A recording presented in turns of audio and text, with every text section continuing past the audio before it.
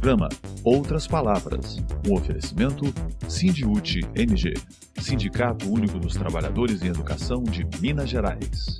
Olá, neste programa destacamos 11º Congresso dos Trabalhadores e Trabalhadoras pautam as principais lutas da educação. Nós precisamos, de fato, melhorar a educação do nosso jovem com todas as disciplinas que transmitem todo o conhecimento necessário para formar a sua consciência e consciência crítica para ele, a partir disso, entrar numa universidade, que ele escolha a profissão que ele queira fazer. Piso salarial, carreira e educação de qualidade. O piso, ele vai refletir em toda a sociedade. Ele reflete no comércio, na indústria, ele vai refletir nas famílias que terão uma escola com maior qualidade. Ele é um ganho da sociedade como um todo. Luto pelo piso salarial.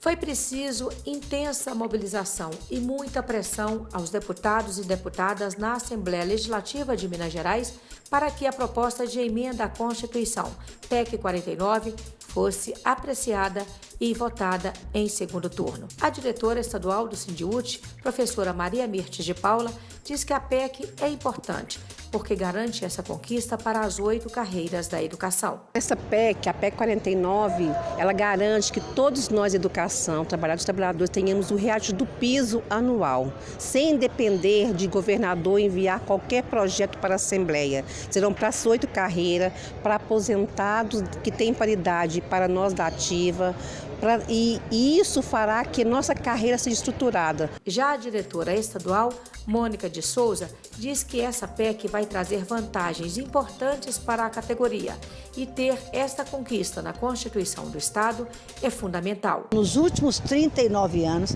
a gente conseguia reajuste com greve, com movimento, em que a gente tentava pressionar os governos para conseguir os reajustes. Agora não, está na Constituição. É um ganho inestimável para essa categoria. E o mais importante, atende a todos os segmentos da educação.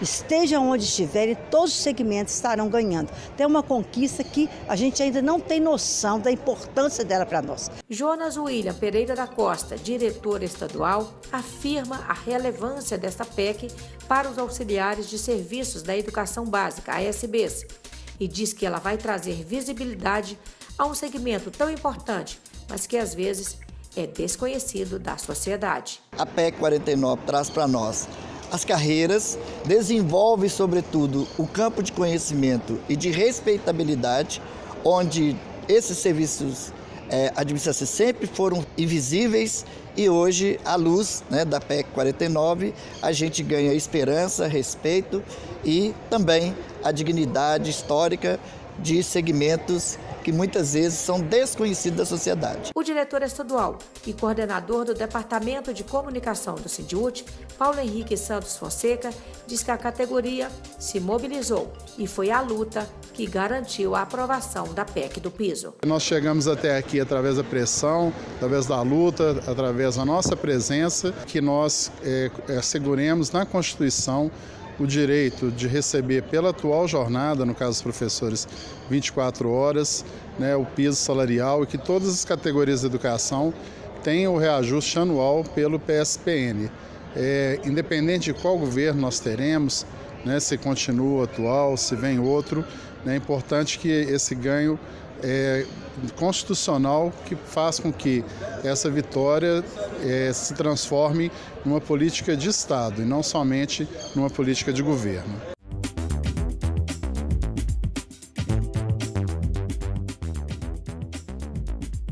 Piso salarial, carreira e educação de qualidade.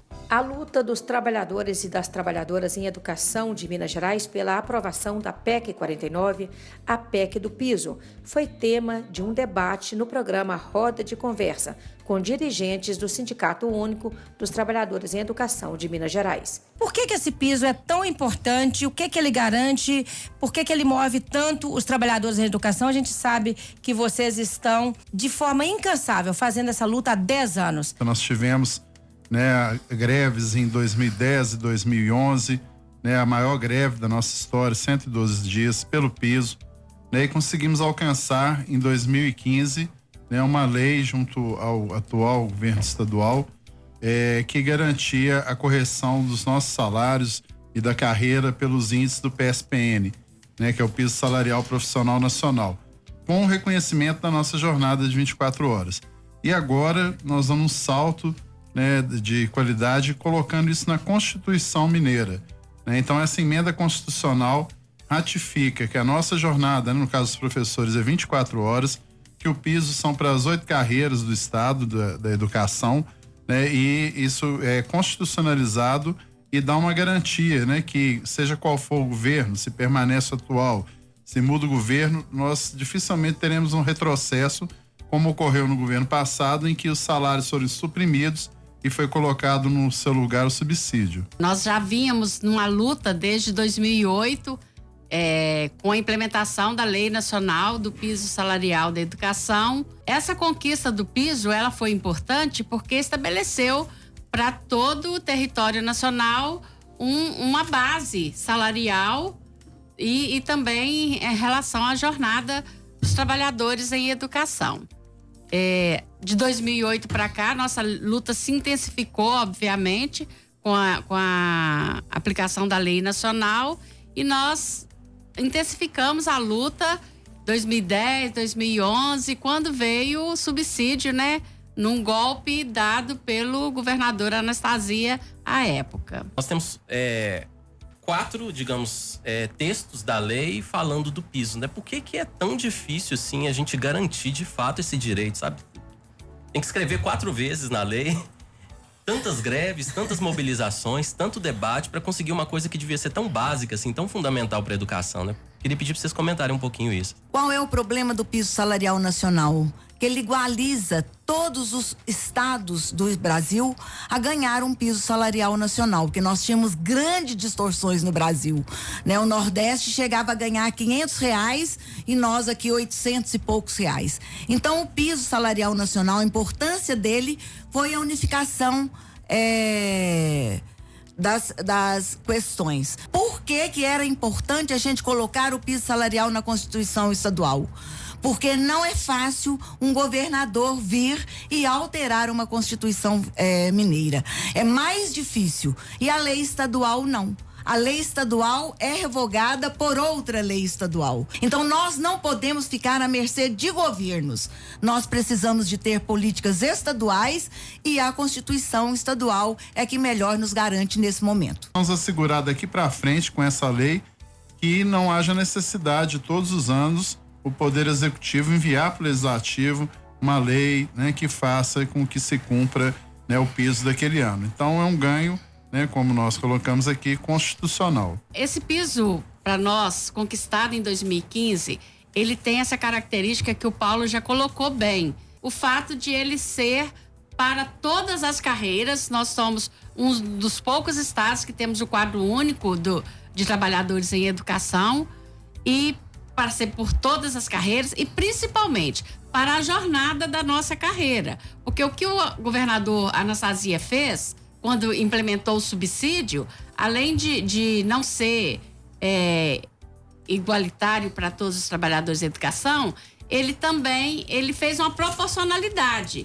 Ele não fez o piso para 40 horas. E já a lei 21.710 nos garante o piso para todas as carreiras e para a jornada semanal. No caso da jornada semanal de professor, para 24 horas semanais. Nós temos que ver que nós estamos com uma emenda 95 regendo aí o país, que congela gastos em educação e saúde por 20 anos. Isso também tem dificultado a aplicação do reajuste do piso. Hoje, nós temos um débito conosco de 14 ponto alguma coisa do reajuste do piso de 2017 e 2018.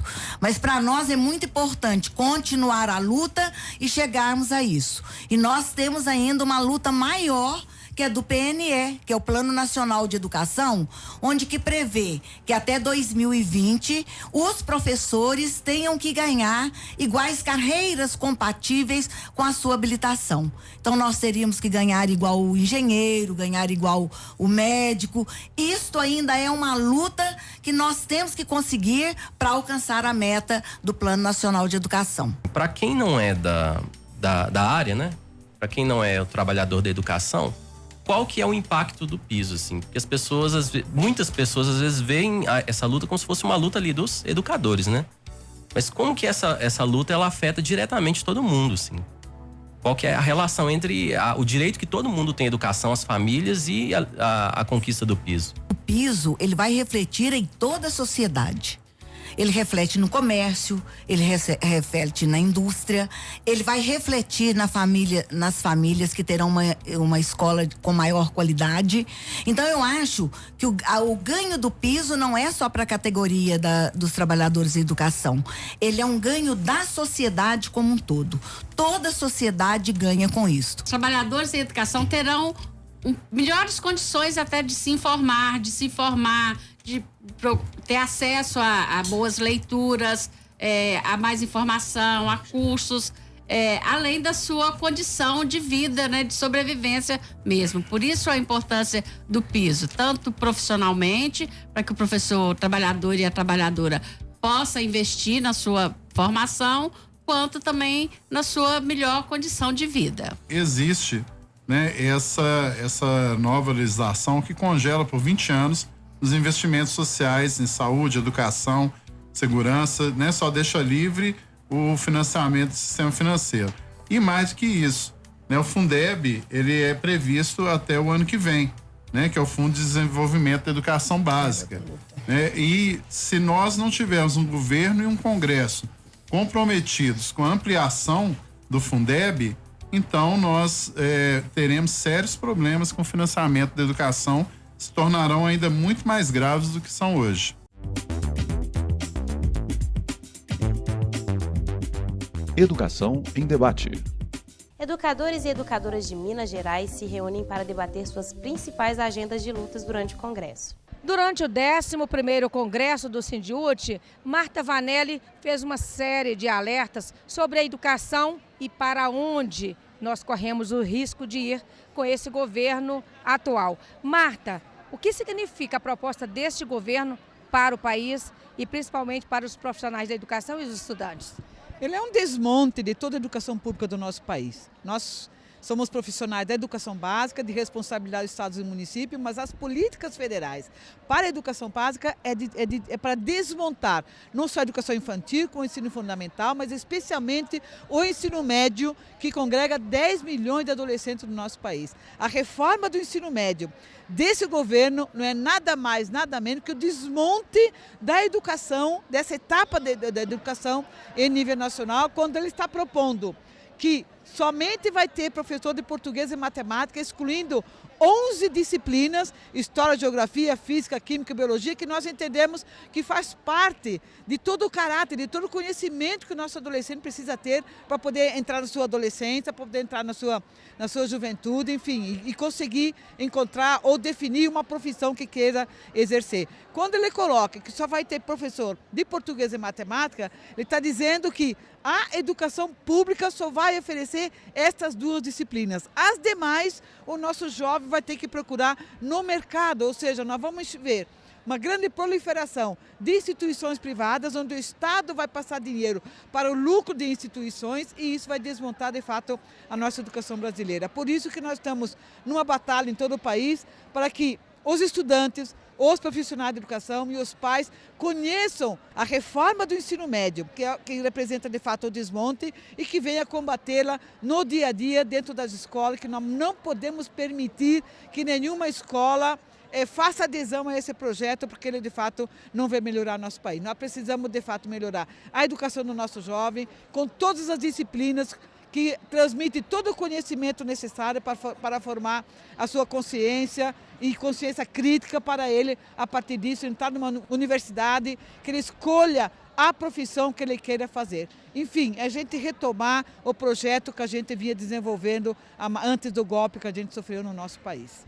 O Outras Palavras traz mais uma reportagem da série que fizemos sobre a palestra do professor Gessé de Souza durante o Congresso Estadual do Sindiúti.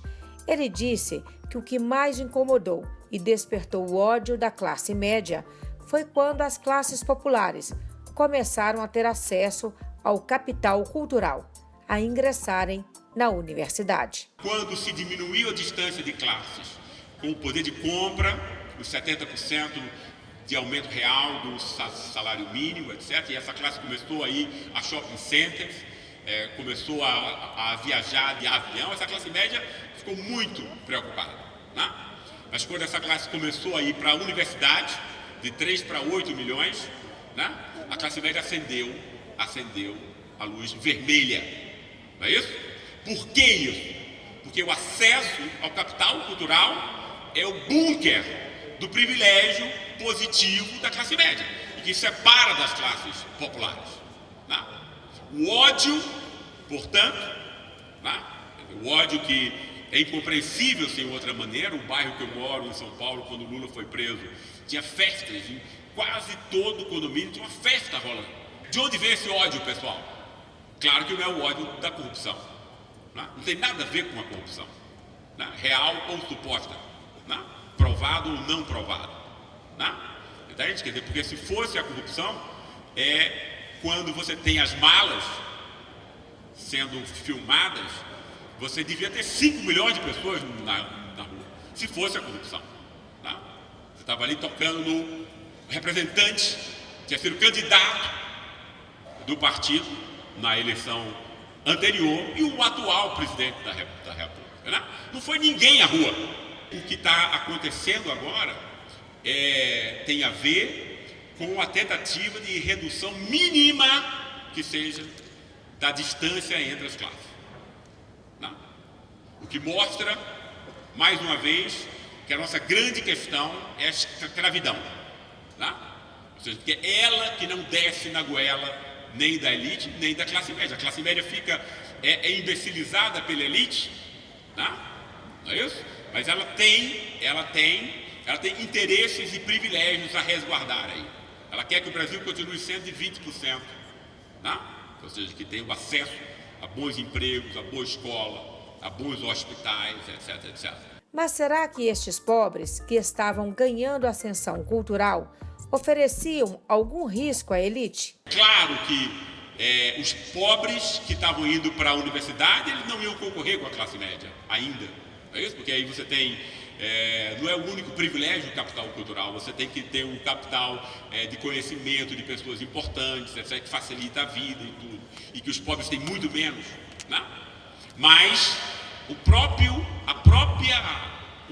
medo de que isso pudesse algum dia vir a ser uma competição de outras classes, né?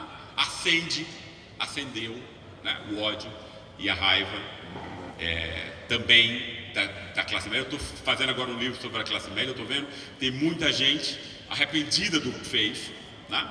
Eu não imaginava que isso fosse acontecer, etc, né? Isso é que era dito, né? E isso tem a ver com você criar uma sensibilidade nessas classes, quer dizer, no país inteiro, mas especialmente na classe média, né? Da questão da corrupção apenas estatal, né? Quer dizer, essa é a hegemonia das ideias que nos tornam hesitantes. O professor Gessé de Souza convida a todos a fazerem uma autocrítica. A minha reflexão aqui, pessoal, é que a gente aprenda com esse instante, aprenda com o que aconteceu, né? Entende? Eu não acho que a autocrítica que se tem de fazer aqui, ela tem a ver com moralismo de fachada, né? A autocrítica tem a ver com o fato de que não se mobilizou as classes que estavam ascendendo, e essas pessoas não compreenderam, portanto, o que estava acontecendo, né? E de outro modo, não houve em nenhum instante uma tentativa de se contrapor à narrativa, essa mesma narrativa elitista que nos oprime e rouba a nossa inteligência, né? É claro que é difícil você combater essa elite, né? Mas ela tinha que ter sido, quer dizer, o mero compromisso de classe, ele pode ser um instante inicial, mas você tem que ter inteligência para mudar esse jogo depois, né? E obviamente o ataque aos juros que a presidenta Dilma fez foi muito corajoso, o ataque à taxa de lucro nas associações pública e privada. Isso tocou no coração de uma elite que estava acostumada a contratos públicos que eram saque e rapina. A raiva da elite com a presidenta tem a ver com esses fatos, né? Não houve uma disputa narrativa da sociedade. Profissão educador e educadora. Vez e voz a quem luta e educa. O Congresso Estadual do Sindiúti, realizado em Belo Horizonte, foi um momento para reafirmar as lutas da educação, reorganizar a luta coletiva e disseminar conhecimento. E quem participou deste encontro destacou a sua importância. Eventos como esse, em que a gente une a classe trabalhadora, une o movimento popular para discutir saídas para essa crise, né? E aqui no nosso caso, no âmbito da educação e da luta sindical, é algo fundamental para esse momento que o Brasil vive. O assédio moral foi outro tema que o Congresso do Sindiúti também colocou na pauta. O que é que você espera levar desse congresso? Eu espero levar mais conhecimentos, porque a informação ela é a arma contra qualquer assédio moral vindo de diretores, superintendentes e até mesmo do governo. Mulheres em Marcha. Educação e igualdade racial. Macota Celinha Gonçalves foi uma das palestrantes do segundo dia do 11º Congresso do Sindiúti. Macota, que luta a mulher, especialmente a mulher negra, não pode deixar de fazer neste momento em que o Brasil vive um golpe? Eu acho que a mulher negra, ela neste momento, ela tem o papel de defender a vida, defender a democracia. Porque quando eu saio em busca da democracia, da defesa da democracia, eu estou defendendo a vida. Porque eu estou defendendo o meu direito de ir e vir, meu direito de pensar, o direito à educação, o direito à saúde. E eu acho que a mulher, mais uma vez, ela deve ser a protagonista desse processo histórico. Então, eu acho que, enquanto mulher negra, nós devemos ser as protagonistas desse nosso direito de viver bem, com qualidade. E eu gostaria de que você nos falasse mais uma coisinha. Nós estamos longe deste momento. Como é que você enxerga hoje essa evolução? Caminhamos para isso? Ou o que a gente precisa fazer para alcançar, né, essa igualdade? Eu costumo dizer que a igualdade ela já nos é assegurada na legislação brasileira, que é uma das melhores, por sinal, né? Convém dizer isso. O que nos falta é equidade. É quando eu pego essa igualdade e transformo ela, de fato, em direitos adquiridos. É quando eu viro e falo assim, aquilo que a lei lhe assegura, ele vai ser garantido na prática. E a prática desse direito é a equidade. E aí nós estamos muito distantes. E o papel da escola, Celinha? Ele é fundamental. A escola, ela, na verdade, é o grande instrumento de transformação social. Eu só posso pensar uma nova sociedade se eu pensar uma escola que eduque novos seres, que eduque novos cidadãos e que eduque as crianças para serem cidadãs. Então, eu acho que a educação, na verdade, ela é o grande instrumento da revolução social. E a revolução, ela vem através do movimento social, da cidadania, dos cidadãos e das cidadãs de bem que estão na sociedade, em nossa sociedade. Então, quando a gente fala de cota, a gente está buscando isso, é equidade. Sim, sim.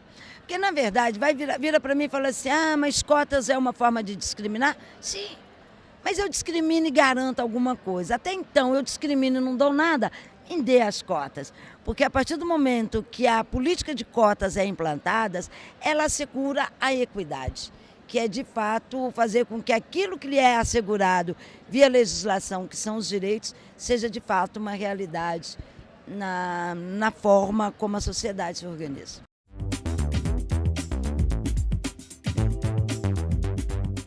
Choque de realidade. Educação sem LGBTfobia. Momentos históricos do 11º Congresso Estadual do Sindiúti. Veja agora. O desafio aqui de falar sobre a questão da LGBTfobia, de falar sobre diversidade sexual, de falar sobre a realidade da educação, É um desafio muito difícil. E debater sexualidade, gente, é importante dar esse recado. Não é falar de uma dimensão exclusivamente da vida privada. Quando a gente fala sexualidade, a gente não fala de sexualidade apenas do que a gente vive dentro das nossas casas, dentro dos nossos quartos, nos nossos relacionamentos interpessoais. A gente fala de sexualidade porque a gente fala da nossa vida como um todo. Diz respeito a uma sociedade que, inclusive, quer nos dizer qual que é o lugar e qual que é o comportamento que nós devemos ter enquanto seres humanos. Nessa sociedade que a gente vive, marcada fundamentalmente por um caráter patriarcal, só cabe ser heterossexual. Tanto a homens quanto a mulheres, um único comportamento afetivo sexual aceito nessa sociedade é a orientação sexual hétero.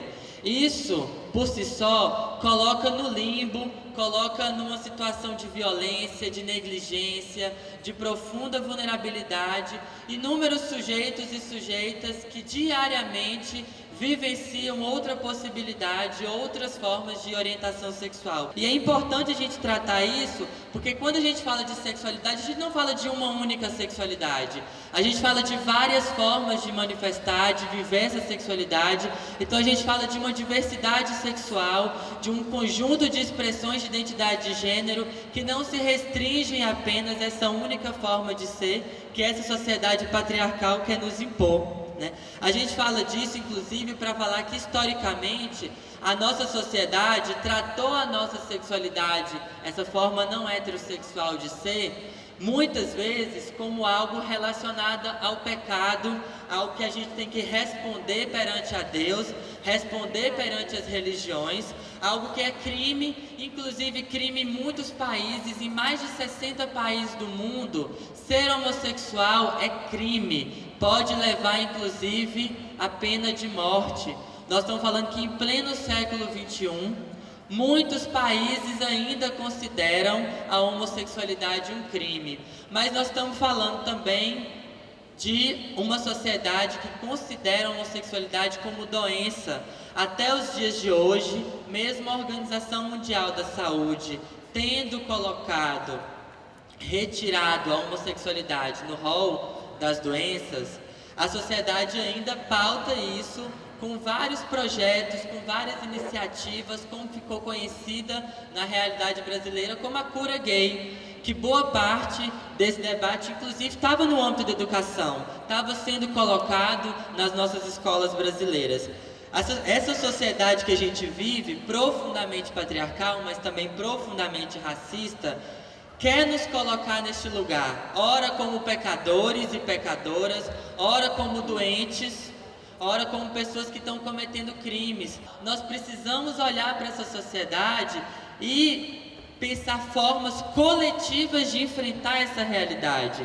Nós não vamos enfrentar isso sozinho enquanto LGBT, nós não vamos enfrentar isso sozinho enquanto professores, nós vamos enfrentar isso junto, porque a gente acredita que é só coletivamente que a gente vai ter condição de enfrentar essa nossa realidade, de enfrentar essas formas de preconceito e de violação que tanto nos assola. Essa sociedade, ela precisa ser destruída, e ela precisa ser destruída pelas nossas próprias mãos. Se a gente for olhar para a realidade brasileira hoje, como que está colocado no cenário brasileiro a vivência, a vida das pessoas LGBT no nosso país? Será que o LGBT brasileiro está tendo acesso ao ensino superior? Está tendo acesso às formações acadêmicas? Nós estamos falando de uma juventude que está sendo também assassinada. Uma juventude está sendo assassinada por ser gay, uma juventude está sendo assassinada por ser lésbica, uma juventude está sendo assassinada por ser travesti, por ser transexual, e essa juventude está lá dentro da escola. Nós que somos professores e professoras, estamos vendo os nossos jovens também sendo assassinados dentro da escola. Então nós estamos falando da realidade de uma juventude que não está chegando minimamente com a possibilidade de se formar, de trabalhar, de ter acesso a uma série de direitos e políticas que boa parte da população brasileira no período anterior conseguiu acessar. Voltaremos no próximo sábado. Até lá!